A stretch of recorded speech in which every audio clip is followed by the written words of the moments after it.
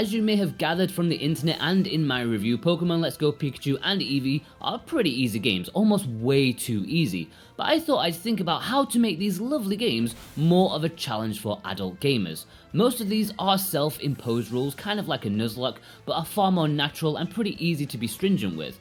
Obviously you may prefer Game Freak to implement these themselves, but I've put together a list of 5 things that you don't need to go too out of your way to make this a slightly more adult experience.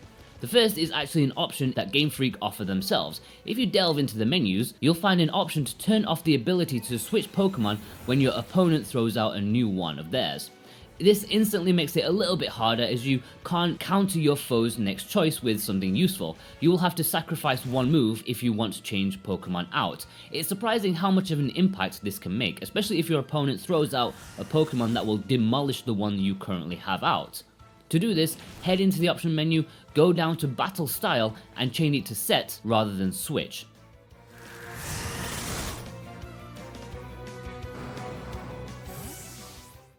The second is to only capture Pokemon that you want to use, or at least only capture one kind of Pokemon once.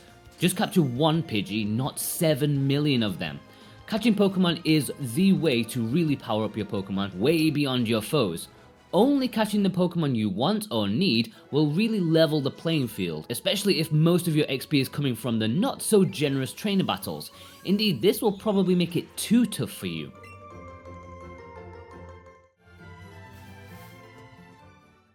Thirdly, don't power up your starting Pokemon. Pikachu and Eevee can be ridiculously overpowered in this game if you so choose, whether it be through feeding them candy or using the move tutor to teach them incredibly useful moves. When your Eevee can learn powerful electric, water and fire moves, you're overpowered. I suggest binning your main Pokemon for something else. Don't worry, they will still follow you around on your head.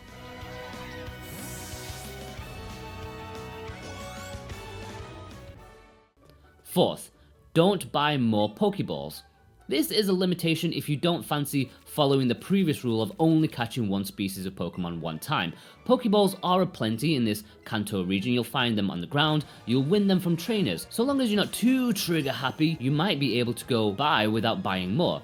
Just try it. It might make you more careful when trying to capture your favorite Pokemon.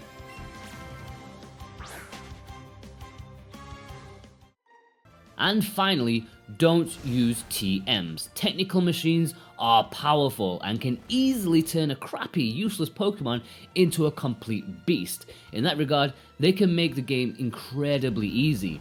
Moves like Psychic or Thunderbolt are almost like cheat codes here. I suggest you just rely on what your Pokemon learn naturally, and that will certainly separate the men from the boys.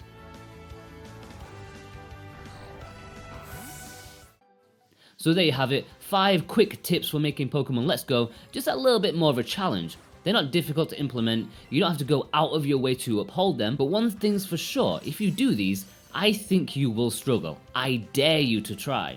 Before you do, however, head over to watch my review of Pokemon Let's Go. It was a pleasure to play, and I've already started my second playthrough, so I'll see you over there, guys. I've been Jordan from SwitchWatch, take care.